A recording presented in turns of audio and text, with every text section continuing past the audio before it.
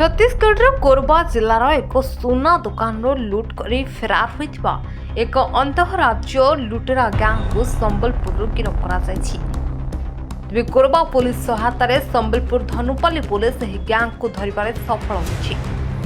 मिलिथिबा सूचना मुताबक यह अभियुक्त माने पश्चिम बंगर बासिंदा तेबे से माने कोरबारू सुना और टंका चोरी कर संबलपुर पलाई आसथिले। संबलपुर एक होटेल रही सहर में पुणी किसी चोरी करने को योजना करते तेज खबर पाई पुलिस सेमानकु गतकाली अधराति धरबार सफल होइछि। पुलिस सेमानकठारु चोरी होइथिबा सुना और नगद टंका जबत करिछि। तेबे राताराति समस्तंकु छत्तीसगढ़ पुलिस नै जाइथिबा सूचना मिलिछि।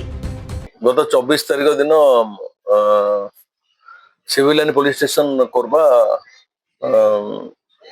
छत्तीसगढ़ से ज्वेलर शॉप्रु 3 जन महिला और 2 जन पुरुष से वेस्ट बेंगल से मैंने 2टा सुना चेन और गोटे पेयर इयरिंग पखापाखि 31 ग्राम सुना ज्वेलर से मैंने चोरी कर नहीं आसते गोटे एक्सयूवी गाड़ी थिला से जो लोकल पुलिस ट्रैक कर जाना पाई संबलपुर से मैंने आसी पहुंच जाइए से इनफॉरमेशन आम डीएसपी ईश्वर दानी को शेयर करते इनफॉरमेशन ईश्वर दानी डीएसपी पाइला पर से टीम को एक्टिवेट करी विभिन्न जगह से चढ़ऊ जारी रखिते होटेल उपहार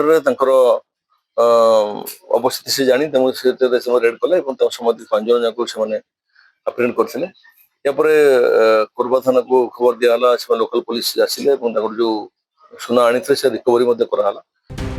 संबलपुर अजित तृप्तिमयी पंडा रिपोर्ट हिरांचल लाइव।